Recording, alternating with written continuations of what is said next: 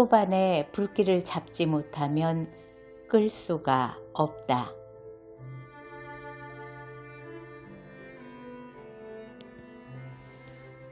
한 마을에 이반 쉐체르바코프라는 농부가 살고 있었다. 그의 삶은 평안했다.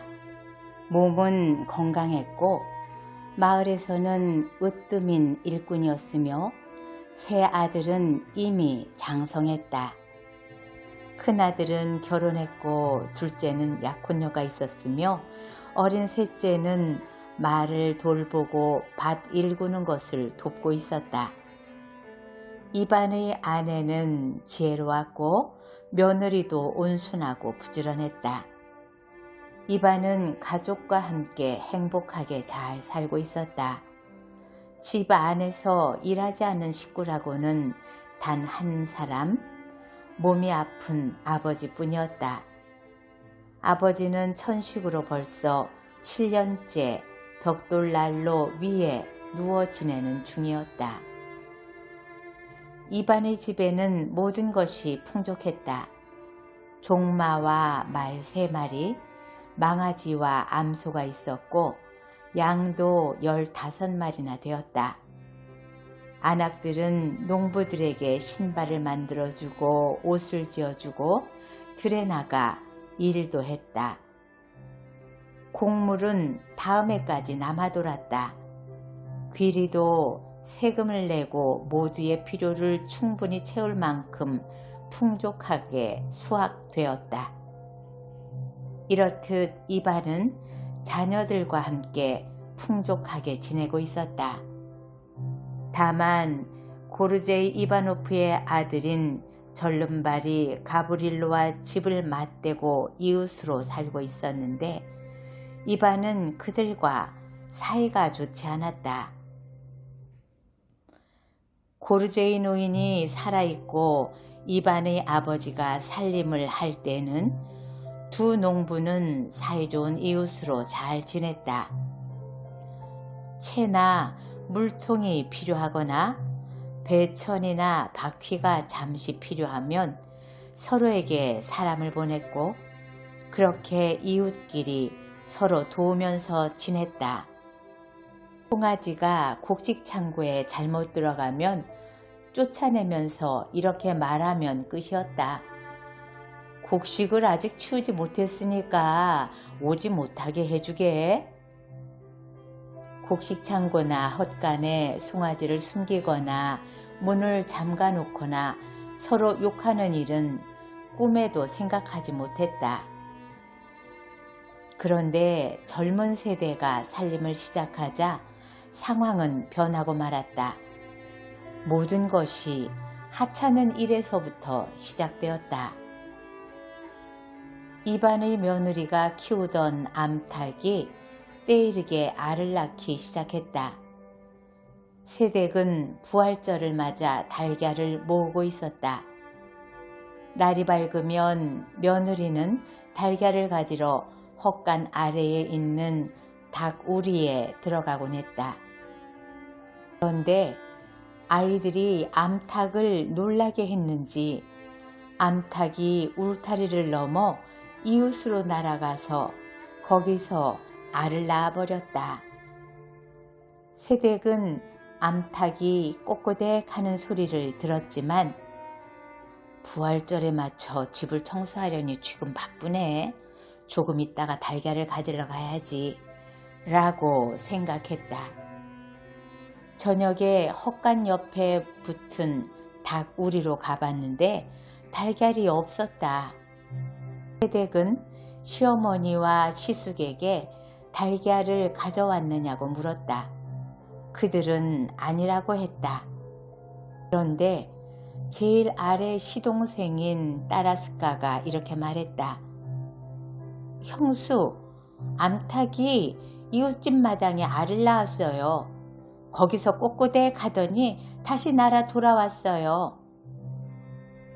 새댁이 자기 암탉을 보니 수탉과 함께 회에 앉아 눈을 붙이고 잘 준비를 하고 있었다. 어디다 알을 낳았느냐고 물어보고 싶은 마음이 굴뚝 같았지만 대답을 못할 테니 새댁은 이웃집으로 가보았다. 할머니가 그녀를 맞이했다. 새댁, 뭐가 필요하오? 저기요, 할머니. 우리 암탉이 이 집으로 좀 전에 날아왔는데요. 여기서 알을 낳지 않았나요? 전혀 보지 못했는데 우리 집 암탉들은 이미 오래전에 알을 다 낳았어. 우리는 달걀을 다 모아놓아서 남의 집 달걀 같은 건 필요도 없고. 새댁, 우리는 알을 모으러 다른 집 마당에 다니지도 않는다네.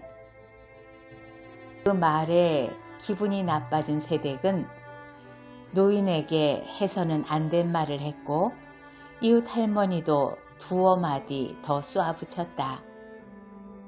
그렇게 두 안악이 욕설을 퍼붓게 되었다.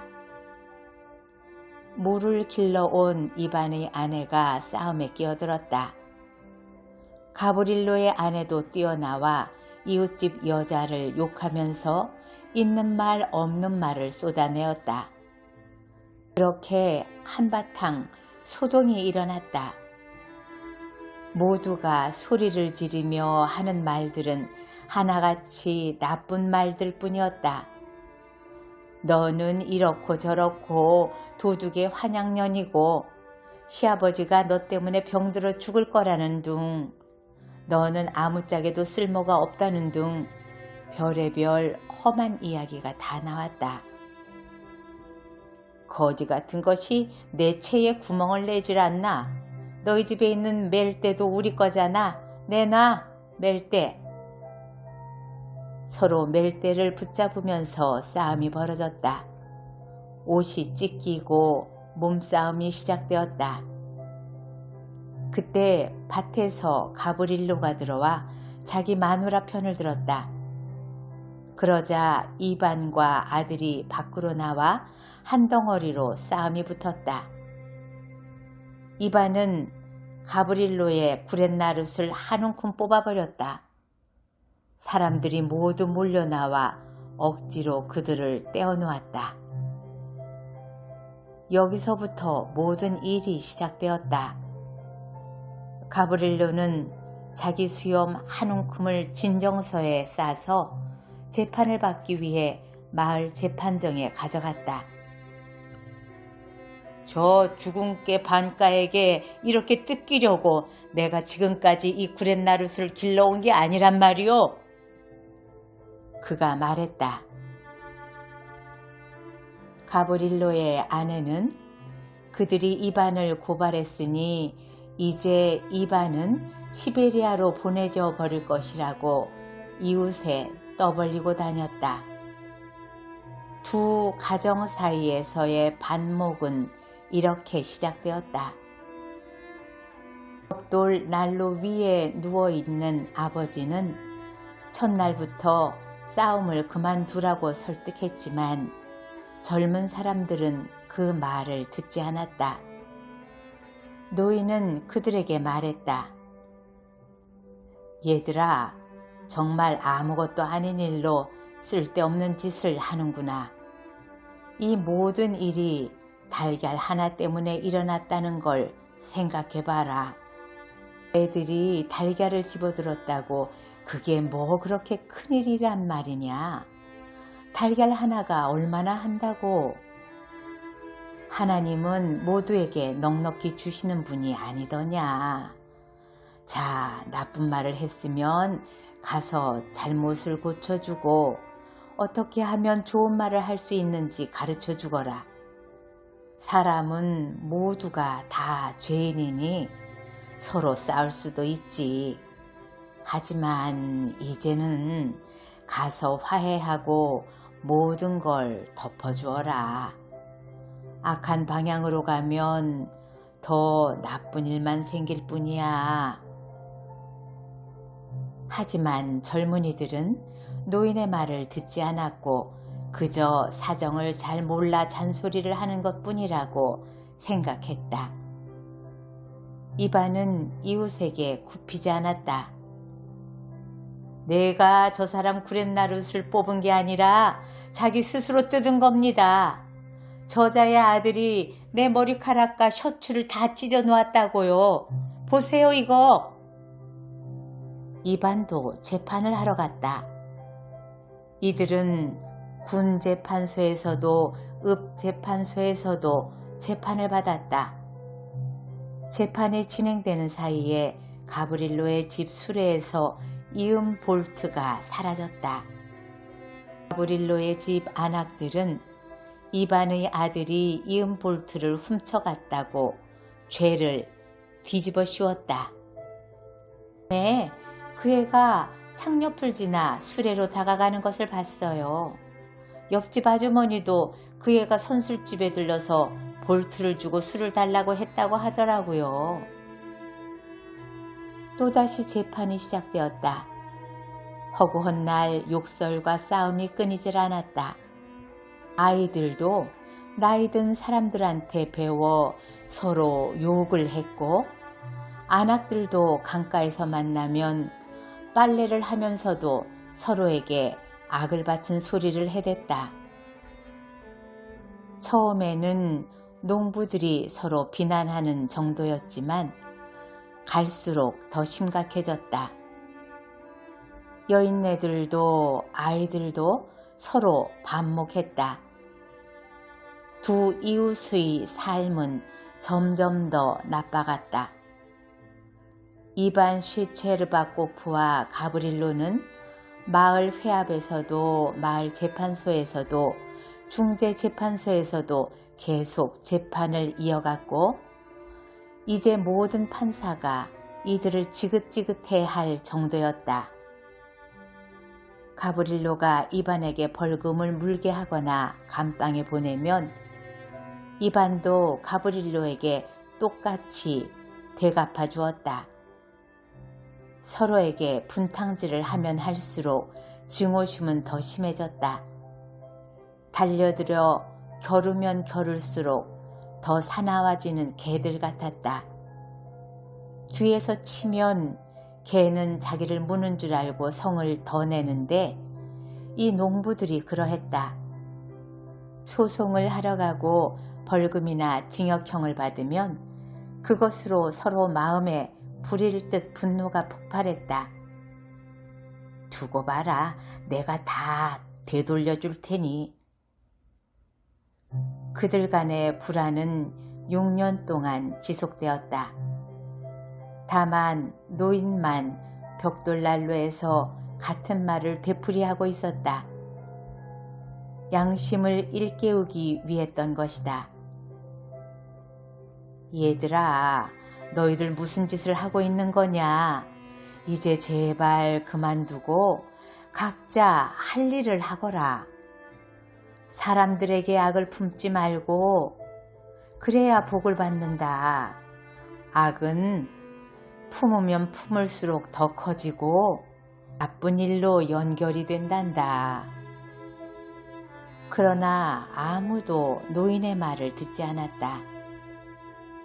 그렇게 7년째가 되었고, 이반의 며느리는 어느 결혼식장에 모인 사람들 앞에서 가브릴로에게 망신을 주며 그가 말을 훔치는 걸 들켰다고 폭로하고 말았다.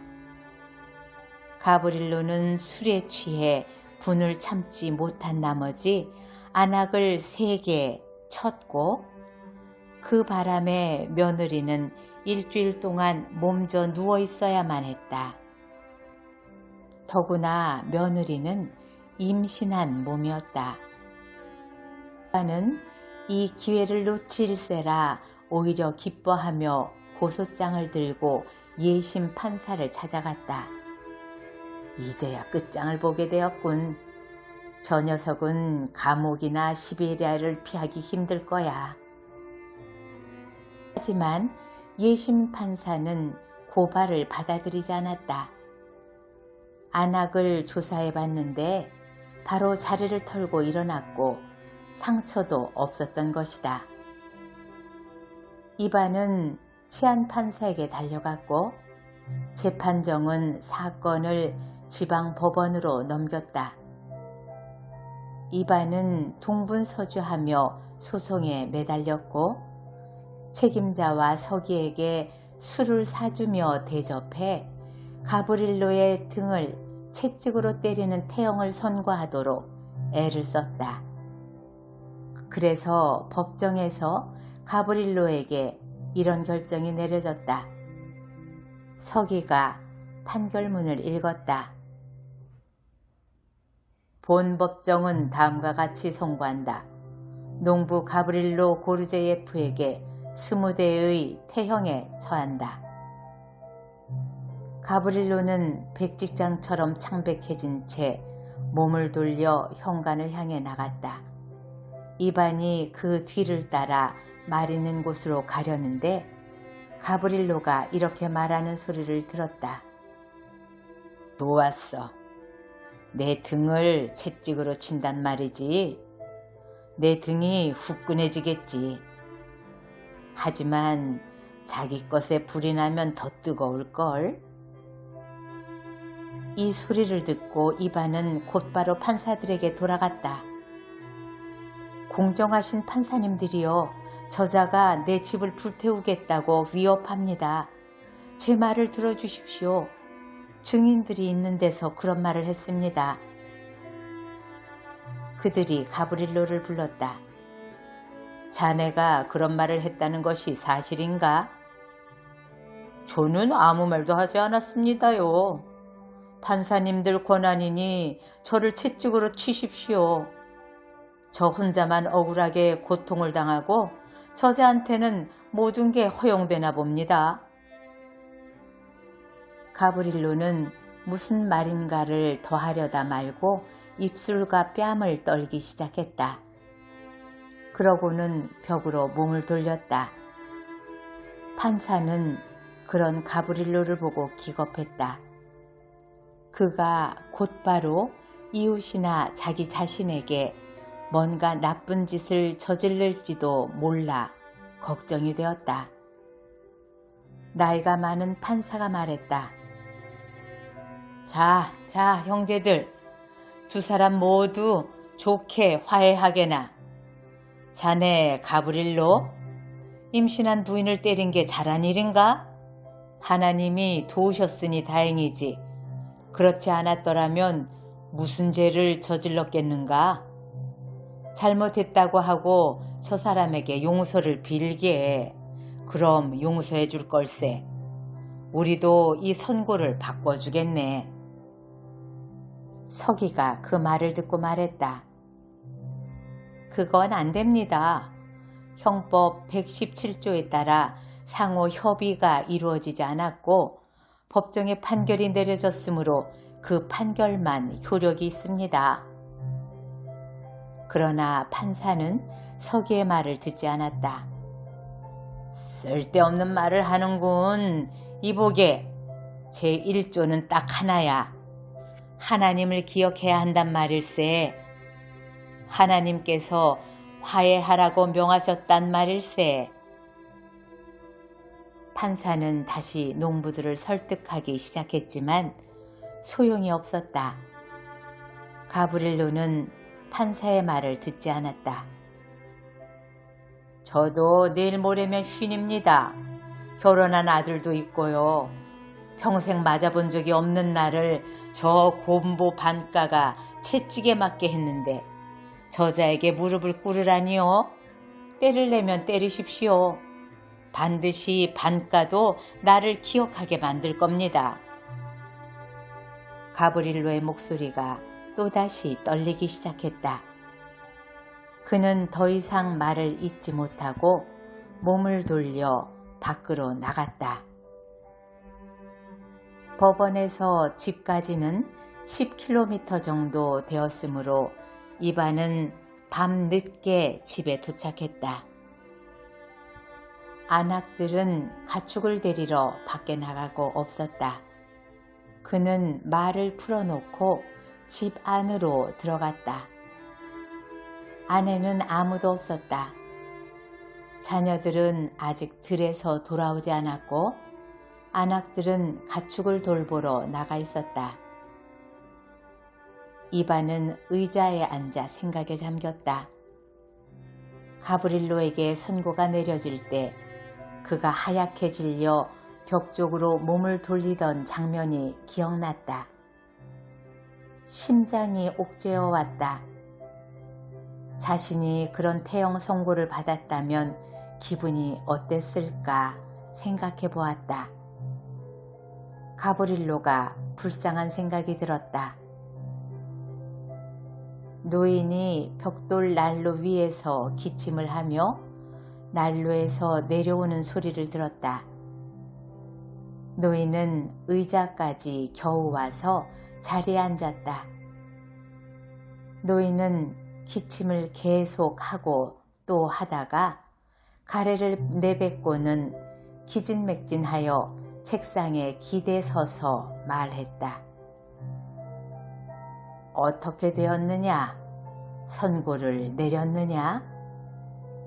이반이 말했다. 태형 20대를 선고했어요. 노인은 고개를 흔들었다. 아니다, 이반. 내가 잘못한 거야. 에이, 안 좋구나. 그 사람이 아니라 너한테 더 안 좋은 짓을 한 거야. 그 사람 등을 때리면 내가 더 편해진다니? 정말 그런 거야?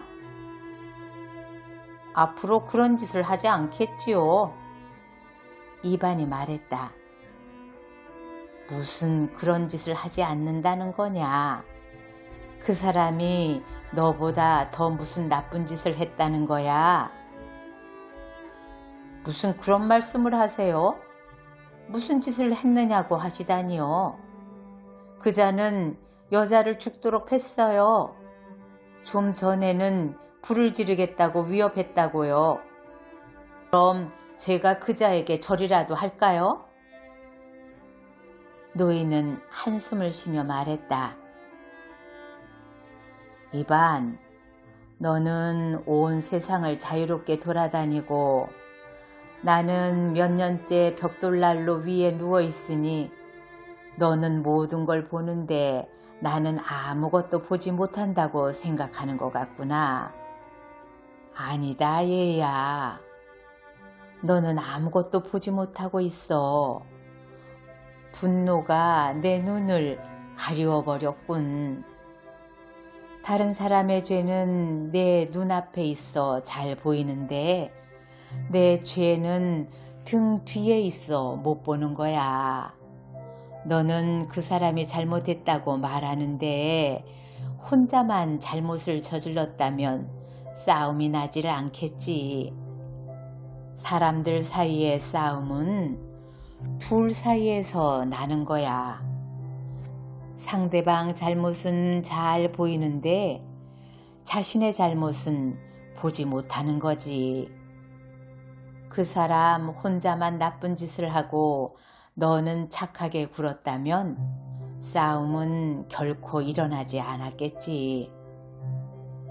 그 사람 구렛나룻은 누가 잡아 뽑았느냐? 그의 건초더미를 엉망으로 만든 게 누구지? 누가 그 사람을 재판정으로 끌고 다녔지? 모두 그 사람 탓이라고 하는구나.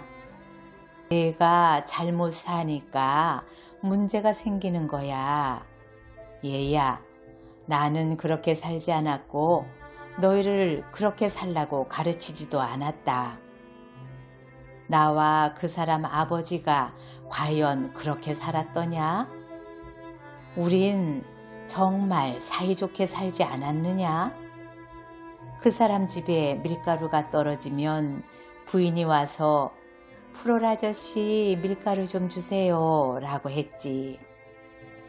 그럼 나는 어서 와요. 창고에 가서 원하는 만큼 가져가요. 했단다. 그 사람 집에서 말을 몰고 나갈 사람이 없으면 바냐뜨까 가서 저 집 말을 좀 몰아들여라 했지. 우리 집에도 뭐가 부족하면 그 사람 집에 갔단다. 고르제이 아저씨 이것저것이 필요해요 하면 프롤 아저씨 필요한 대로 가져가요 했단다. 우린 그렇게 살았어. 그런데 지금은 어떠냐? 얼마 전에 한 병사가 뿔레브나 전투 이야기를 하더구나. 지금 너희가 하는 짓이 그 뿔레브나 전투보다 더 나쁘지 않느냐? 이게 과연 잘 사는 거니? 이건 죄다. 너는 농부고 집주인이야. 모조리 내 책임인 거야. 내 집 여자들과 아이들에게 뭘 가르치는 거냐? 개처럼 으르렁거리는 거 아니냐? 얼마 전에 저 코올릭의 따라스카가 옆집 아주머니 아리나를 버릇없이 욕하는데도 엄마는 그 애를 보면서 웃고만 있더구나. 이걸 과연 잘한다고 할 수 있는 거냐? 다 내가 책임을 져야 한다. 영혼에 대해 생각해 보려무나 정말 이럴 필요가 있느냐? 나한테 한마디 한다고 나는 두마디 하고, 나한테 침 한 번 뱉었다고 나는 2번 뱉고. 아니다 얘야. 그리스도가 세상에 다니며 바보 같은 우리에게 그렇게 하라고 가르치시지는 않으셨다. 그 사람이 너한테 무슨 말을 해도 내가 입을 다물면 그 사람이 양심의 가책을 받을 거야. 얘야, 그분이 우리를 어떻게 가르치셨느냐? 내 한 뺨을 때리면 다른 뺨을 내밀라고. 자, 내가 맞을만 하다면 때리라고 하지 않으셨느냐? 그러면 그 사람이 양심의 가책을 느낀다는 말이다. 상대방이 누그러져서 내 말을 듣게 된다는 거야. 분이 우리에게 그렇게 가르치신 거야. 고집 부리지 말라고 말이다. 왜 입은 다물고 있느냐? 내 말이 잘못된 거냐? 이반은 침묵하며 그의 말을 들었다. 노인은 기침을 하다가 가래를 뱉고는 다시 말하기 시작했다. 너는 그리스도가 우리에게 나쁜 것을 가르쳤다고 생각하느냐? 다 우리를 위한 것이고 잘 되라고 하는 말씀이다. 이곳에서의 삶을 생각해 보렴. 뿔레브나 전투가 일어나고 삶은 더 좋아졌느냐 나빠졌느냐? 재판장에 무슨 좋은 일을 해주었는지, 오고 가며 얼마나 많은 비용을 썼는지 헤아려 봐라. 내 아들들은 또 얼마나 독수리처럼 잘 자랐느냐? 잘 살아서 점점 나아져야 하는데 내 재산은 더 줄지 않았느냐? 왜 그렇게 되었지? 모두 그 일 때문이야. 다 내 자존심 때문이지. 들판에 나가서 파종해야 하는 시간에 원수가 너를 재판에 끌고 가거나 교활한 자에게로 끌고 가는구나. 제때에 밭을 갈지 못하고 제때에 파종하지 못하니 땅이 아무것도 내질 못하고 있지 않느냐? 귀리는 왜 올해 나질 않는 거냐? 언제 파종을 했느냐? 시내에 갔다 왔느냐? 뭐라고 판결을 내더냐? 모든 것이 다 내게로 되돌아온다. 얘야, 내 일을 기억하렴. 밭에서 집에서 아이들과 함께 열심히 일하고 누구든 너를 기분 나쁘게 하면 하나님 말씀대로 용서하려무나. 그럼 일이 훨씬 잘 풀릴 거고 내 마음도 가벼울 거다. 이반은 침묵했다. 너 말이다, 반야야. 아비의 말을 좀 들어라. 얼룩말에 마구를 채워 법원에 가서 내 모든 소송을 멈추고 내일 아침 가브릴로에게 가서 하나님 말씀대로 화해하거라. 그 사람을 집으로 부르렴. 내일은 성모 마리아의 축일이니 사모바르를 놓고 보드카도 넉넉히 준비해라. 내 죄를 씻고 앞으로는 그런 일이 일어나지 않도록 여자들과 아이들도 가르치렴. 이반도 한숨을 내쉬며 생각했다. 아버지가 옳은 말씀을 하고 계셔. 그러자 그의 마음이 한결 가벼워졌다. 다만 이를 어떻게 수습하고 이제 어떻게 화해를 해야 할지 그걸 알 수가 없었다. 노인은 그의 생각을 알아맞히기라도 하듯이 말을 하기 시작했다. 미루지 말고 가라, 바니야. 시작될 때 불을 꺼야지. 불이 번지고 나면 불길을 잡을 수가 없단다.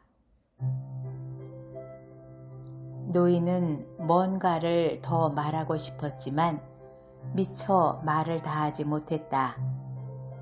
안악들이 집 안으로 들어와 까치처럼 제잘되기 시작했기 때문이다. 이미 그들에게까지 소식이 들어가 있었다. 가브릴로에게 태형이 내려졌다는 것과 그가 불을 지르겠다고 위협했다는 말까지 모두가 그 사실을 알고 자기 생각까지 보태서 이미 가브릴로 안악들과 목초지에서 한바탕 싸움을 하고야 말았던 것이다. 가브릴로의 며느리가 판사 얘기로 위협하더라는 말을 전했다. 그 여자 말이 판사가 가브릴로에게 손을 내밀었다는 것이었다. 이제는 소송이 뒤집어질 것이고 판사는 황제에게 보낼 이반에 대한 또 다른 청원서를 썼다는 것이다.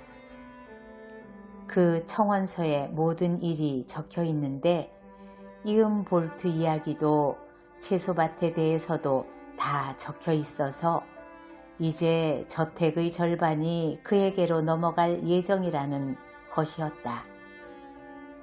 이반은 그들의 말을 듣고 다시 불같은 화가 나서 가브릴로와 화해할 생각을 접었다. 농가의 주인에게는 언제나 일이 많았다. 이반은 여자들과 이야기하기를 멈추고 일어나서 오두막에서 나와 저장 창고와 헛간으로 갔다. 그곳에서 청소를 하고 집에 돌아오니 벌써 해가 뉘엿뉘엿 지고 있었다. 젊은이들도 들판에서 돌아왔다. 그들은 겨울을 맞아 봄가리 곡물을 둘로 나누어 경작하고 있었다. 이반은 그들을 맞이하여 일에 대해 이것저것 묻고 정리하는 것을 도와준 후 망가진 멍에를 수리하려고 옆에 치워두었다. 또 장대를 헛간으로 치우려고 하니 벌써 해가 완전히 저무는 것이었다. 이반은 장대를 내일 치우려고 내버려 두고 가축에게 먹이를 던져주고는 대문을 열어 따라스카가 말들을 데리고 야간 방목에 나갈 수 있도록 채비를 차려주었다. 그런 후 다시 대문을 닫고 문 아래 틈새를 막았다. 이제 밥을 먹고 자야겠군. 이반은 망가진 멍에를 들고 집으로 걸어가기 시작했다. 이때 그는 가브릴로도 아버지가 하신 말도 다 잊고 있었다. 문고리를 잡아 현관 방으로 들어가려는 찰나 바자울 너머에서 이웃이 쉰 목소리로 누군가를 욕하는 소리가 들렸다. 저런 악마 같은 녀석! 가브릴로가 누군가에게 외치고 있었다. 죽어 마땅한 놈! 그 소리를 듣고 이반은 예전의 악감정이 다시 불타올랐다. 그는 잠시 서서 가브릴로가 무슨 욕을 하는지 가만히 들었다. 가브릴로가 잠잠해지자 이반도 집 안으로 들어갔다. 집에는 불이 밝혀져 있었다. 며느리는 한 구석에 앉아 시를 잣고 있었고 늙은 마누라는 저녁 준비를 하고 맏아들은 수피와 가두리 장식을 꼬고 둘째는 책을 들고 식탁 옆에 앉아있고 따라스카는 야간 방목을 하러 나갈 준비를 하고 있었다. 못된 이웃만 아니라면 모든 것이 좋았을 것이다. 이반은 화가 난 채로 들어와 의자에 앉아 졸고 있던 고양이를 내쫓고는 물그릇이 제자리에 있지 않다고 안악들에게 욕을 해댔다. 이반은 마음이 갑갑해져서 의자에 앉아 얼굴을 찌푸리고 멍에를 고치기 시작했다. 그러나 그의 머리에서는 가브릴로가 재판정에서 위협했던 말과 방금 쉰 목소리로 누군가에게 죽어 마땅한 놈이라고 욕한 소리가 떠나지 않았다. 이반의 아내가 따라스카에게 저녁밥을 차려주었다. 그는 밥을 먹고 모피 외투에 농민 외투를 걸치고 허리띠를 찬 다음 빵을 집어 말들이 있는 밖으로 나갔다. 맏형이 따라스카를 배웅해 주려고 했지만 이반이 직접 일어나 현관 계단으로 나갔다. 밖은 깜깜했고 구름이 몰려와 바람이 불기 시작했다. 이반은 현관 계단에서 내려와 아들을 말에 태우고는 망아지를 깜짝 놀라게 해서 그의 뒤를 쫓아가게 했다. 그러고는 서서 따라스카가 마을을 따라 내려가 다른 친구들과 모이는 모습을 바라보며 그들이 점점 더 멀어지는 소리를 들었다. 문 옆에 하염없이 서 있던 그의 뇌리에는 가브릴로의 말이 떠나지를 않았다.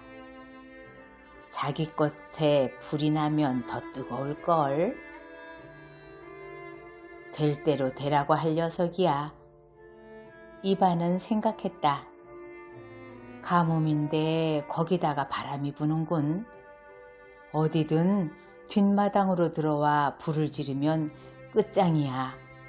악당 같으니라고 다 불태워도 잡아뗄 게 분명해. 현장에서 붙잡아 도망가지 못하게 해야지. 여기까지 생각이 미치자 이반은 현관 계단으로 되돌아가지 않고 곧바로 거리로 나가 대문과 골목을 돌았다. 마당을 한 바퀴 돌아야겠군. 그자가 무슨 짓을 할지 어떻게 알아? 이반은 대문을 따라 걷기 시작했다. 그가 모퉁이를 막 돌아 바자울을 따라가며 바라보는데 저쪽 구석에 누군가가 달려가는 것 같았다. 누군가가 불쑥 튀어나왔다가 다시 골목 뒤로 숨는 것이었다. 이반은 멈춰서 숨을 죽이고 귀를 기울이며 그쪽을 주시했다. 사방이 조용했고 바람만이 나뭇잎을 흔들어대며 지푸라기 바스락거리는 소리를 냈다. 눈을 찌른다 해도 모르게 어두웠지만 곧 눈은 어둠에 익숙해졌다. 골목 전체를 긴 통나무도 처마도 서서히 분간할 수 있었다. 그는 잠시 서서 지켜봤다. 아무도 없군. 아마도 내가 잘못 본 모양이야. 이반은 생각했다. 그래도 어쨌든 둘러보자. 그는 자기 발자국 소리를 죽이며 조용히 걸었다. 골목 끝까지 가서 보니 그 끝에서 무엇인가가 통나무 옆에서 반짝이는가 싶었다. 이반은 가슴이 철렁 내려앉는 듯해서 그 자리에 멈춰섰다.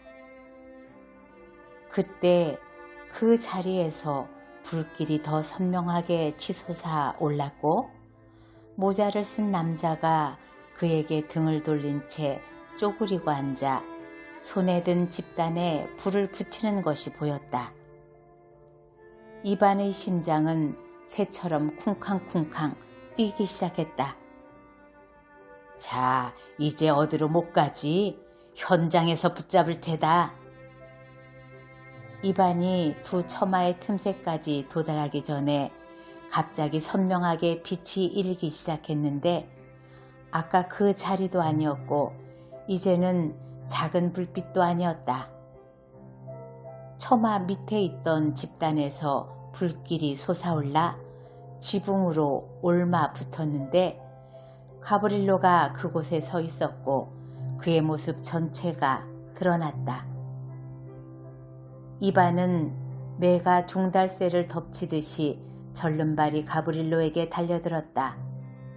저 자식을 묶어버려야겠군. 이제는 도망가지 못해.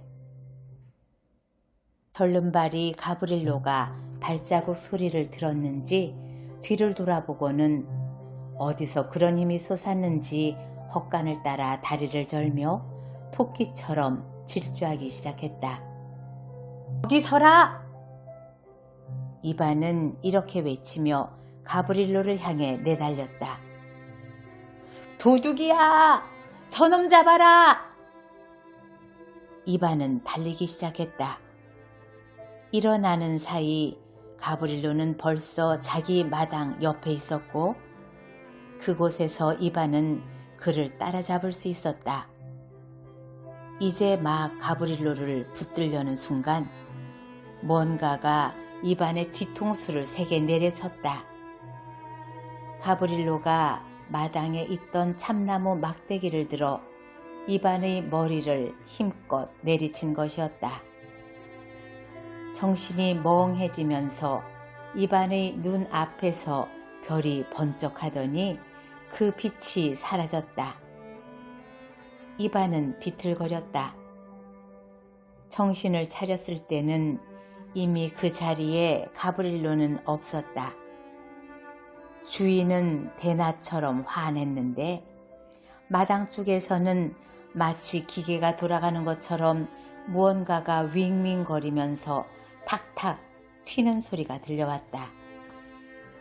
이반이 몸을 돌리자 뒤쪽 헛간이 온통 활활 타오르는 것이 보였다.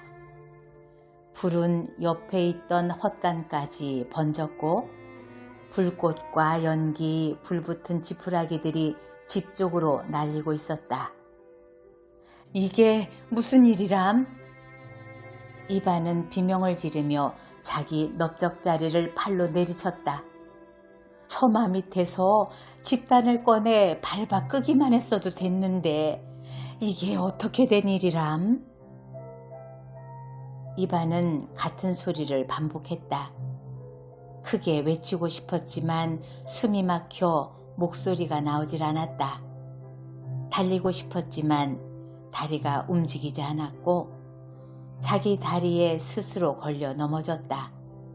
다리가 휘청거리고 숨이 막혀왔다.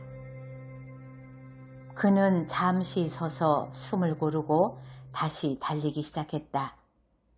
헛간을 돌아 불이 난 곳까지 왔을 때에는 측면 헛간도 온통 불길에 휩싸여 있었고 집 모퉁이의 대문도 이미 화마에 휩싸여 집에서부터 불길이 나오는 바람에 들어갈 길을 찾을 수가 없었다. 사람들이 잔뜩 모여 있었지만 할 수 있는 일이 아무것도 없었다. 이웃들은 자기 짐들을 끄집어내고 마당에서 가축들을 몰아냈다. 이반의 집 다음으로 가브릴로의 집에도 불이 옮겨 붙었다. 바람이 세지면서 길 건너로 불길이 번진 것이었다. 그렇게 마을 절반이 잿더미로 변했다. 이반의 집에서는 노인만 겨우 끌어낼 수 있었고 식구들도 입은 옷 그대로 몸만 빠져나오고 모든 것을 두고 나올 수밖에 없었다. 야간 방목을 나간 말들 빼고는 가축도 모조리 불에 탔고 닭들도 횃대에서 불에 타서 죽었으며 수레도 쟁기도 썰에도 안악들의 괴짝도 곳간의 곡물도 모든 것이 불타 없어졌다.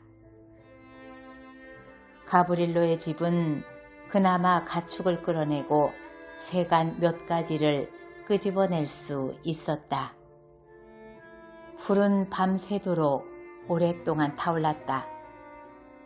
이반은 자기 집 주변에 서서 그 광경을 지켜보며 이런 말만 계속 되풀이할 뿐이었다. 이게 무슨 일이람? 집단을 꺼내 밟아서 불을 끄기만 했어도 되었는데.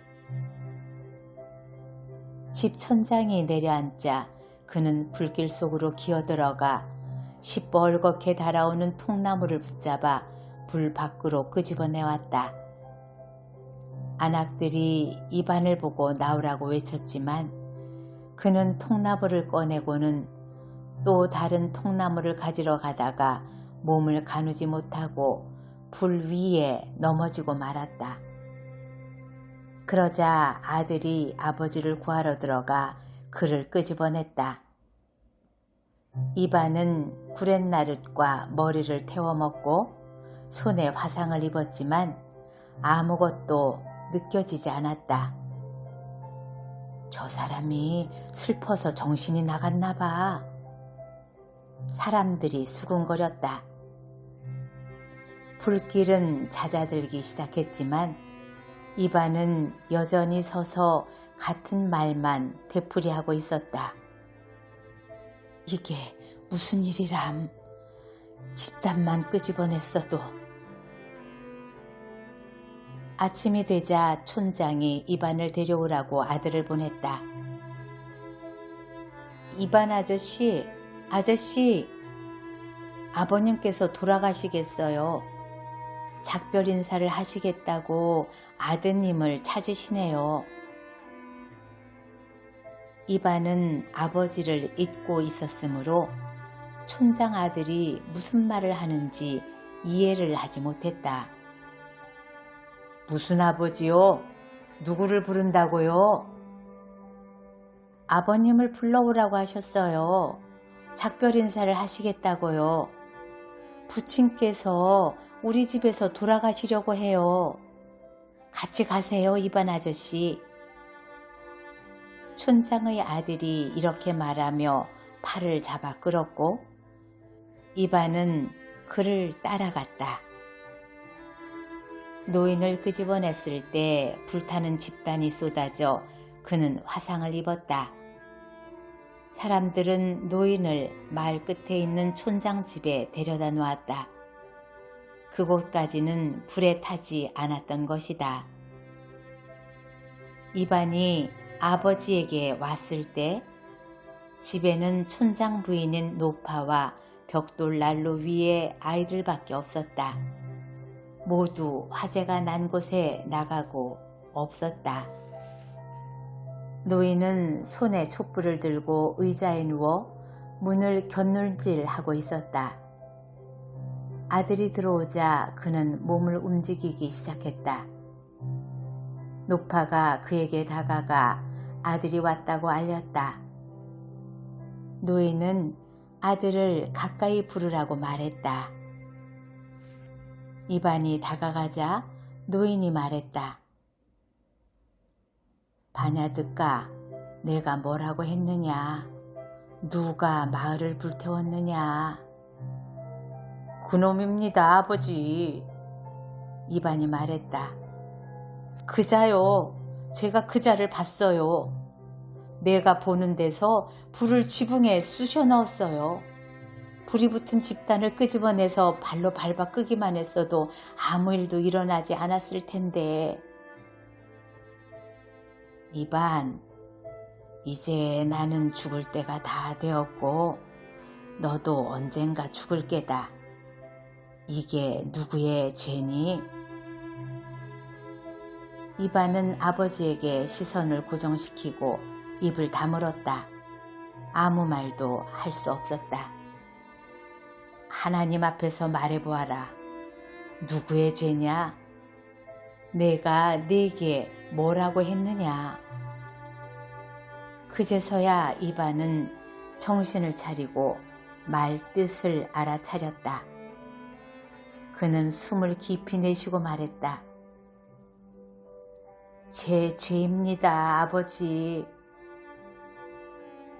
그는 아버지 앞에 무릎을 꿇고 울음을 터뜨리며 말했다. 저를 용서하세요, 아버지. 아버지 앞에서, 하나님 앞에서 제가 죄를 지었습니다. 노인은 손을 움직여 왼손에 초를 옮겨쥐고 오른손을 이마로 끌어올려 성호를 그으려고 했지만 미처 팔을 뻗지 못한 채 멈추었다. 주께 영광, 주여 주께 영광. 그는 이렇게 말하고 다시 아들을 바라보았다. 반가, 반가. 왜요, 아버지? 이제 무엇을 해야 하겠느냐? 이반은 여전히 울고 있었다. 모르겠어요, 아버지. 그가 말했다.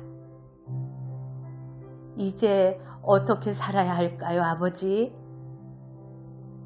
노인은 눈을 감고 마치 힘을 모으려는 듯 입술을 실룩이더니 다시 눈을 뜨고 이렇게 말했다. 살 수 있을 게다. 하나님을 모신다면 살아갈 수 있을 게야. 노인은 또 잠시 입을 다물더니 미소를 짓고 말했다. 보거라, 바냐? 누가 불을 질렀는지 말하지 마라. 다른 사람의 죄는 덮어주어야 해. 하나님께서 너희 둘 다를 용서해 주실 것이다.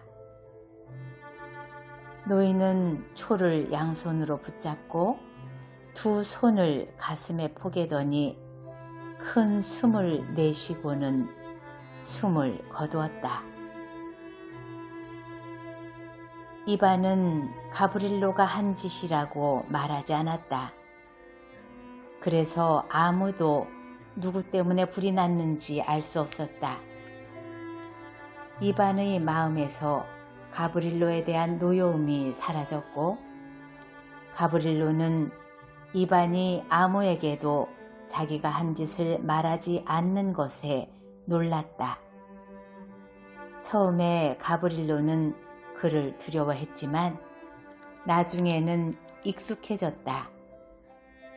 두 농부가 싸우기를 그만두자 식구들도 싸우기를 그만두었다.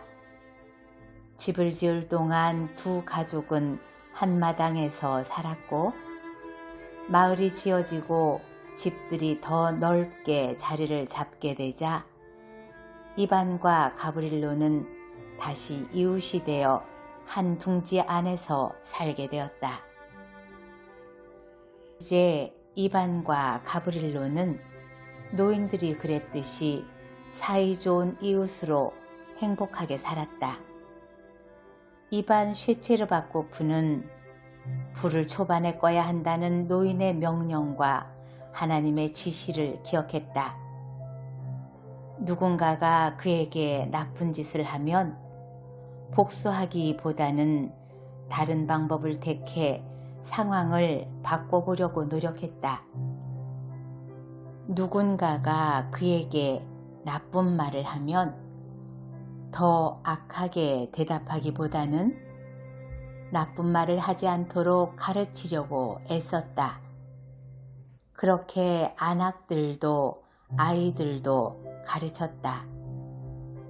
이반은 점점 더 훌륭한 사람이 되었고 이전보다 훨씬 더 평안한 삶을 살게 되었다.